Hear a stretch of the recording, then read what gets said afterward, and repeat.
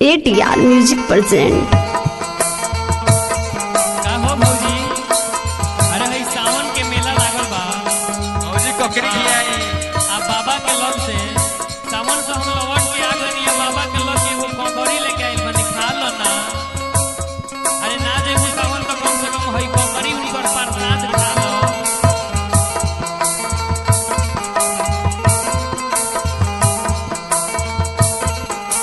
हम ना खाइब देवरू हो, हम ना खाइब देवरू, हम ना खाइब हो। हम ना खायब देवरू, हम ना खायब देवरू, हम ना खायब हो। हम ना खाइब देवरू हो, हम ना खाइब देवरू, हम ना खाइब हो। आय हाय हम ना खाइब हो। सावन पानी वाला कोकरी हम ना खाइब हो। सावन पानी वाला कोकरी हम ना खायब हो। सावन पानी वाला कोकरी हम ना खाइब हो। सावन पानी वाला कोकरी हम ना खायब हो।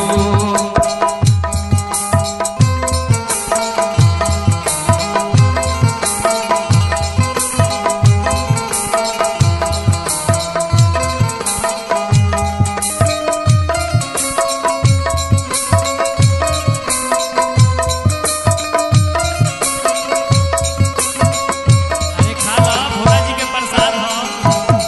इनकार मत करो। गर्मी में क्या ऐसा जो है ककरी का हो असमनारायण चाचा, तू खइला हो?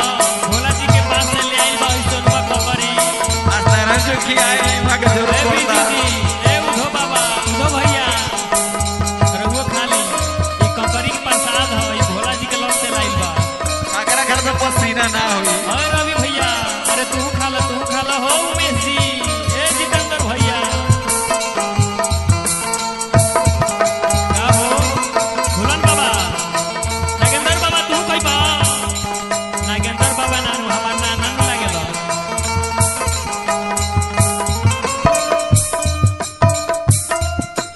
पहिला देवरावा तोहरा से बतिया मानो हो भौजी ना। कहेला देवरवा तोहरा से बतिया मानो भौजी ना। अरे कहेला देवरावा तोहरा से बतिया मानो हो भौजी ना। कहेला देवरवा तोहरा से बतिया मानो भौजी ना। आय हाय मानो हो भौजी ना। तो झारला हंगा के मकरी खालो हो भौजी ना। तो झारला हंगा के मकरी खानो भौजी ना। तो हमर पानी वाला कोकरी खालो हो भौजी ना। हमर पानी वाला कोकरी खानो भौजी ना।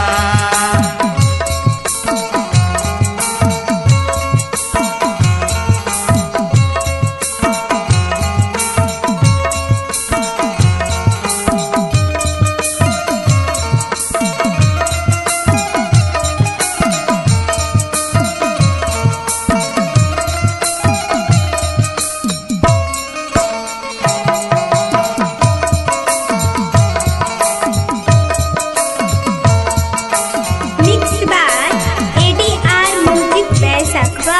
आ जानो तारू रे भौजी, कुंवार जितना भी बिटिया बालो ई सब लोग शंकर भगवान के कहेला पूजेला कि बढ़िया दुल्हा मिली हन। गौरा माता पार्वती जी जौन बानी उहाँ के जौन दुल्हा बानी उहे जैसन, तो उहे के लग के ई खीरा ककरी ह रउओ खा ली।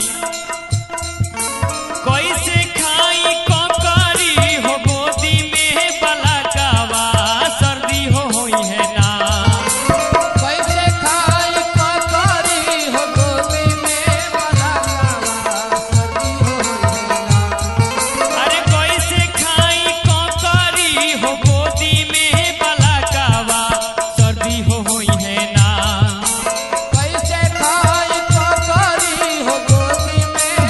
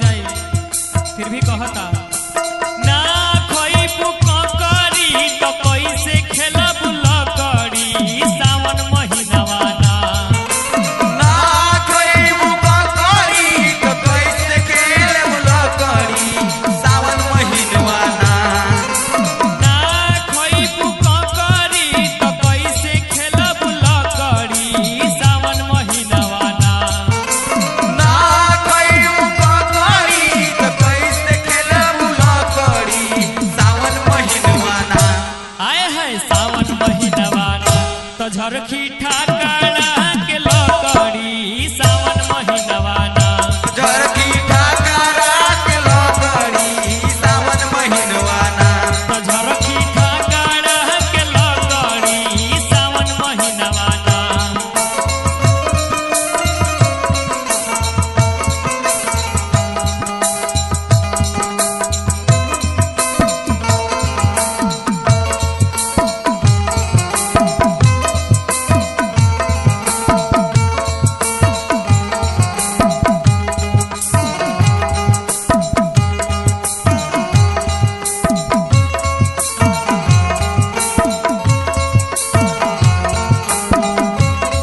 Mixed by Golu Aishwarya. आहो भौजी खैर कोनो बात ना अभी तोहार मर्जी के ऊपर बा लेकिन बाबा के प्रसाद तो हम तो खइबे करनी आ सब लोग के खियनी हो लेकिन ला है धल कम से कम आचरा में हमरा मालूम बा कि तू निश्चित खइबू सामने नहीं खुखा कैसे कहतारी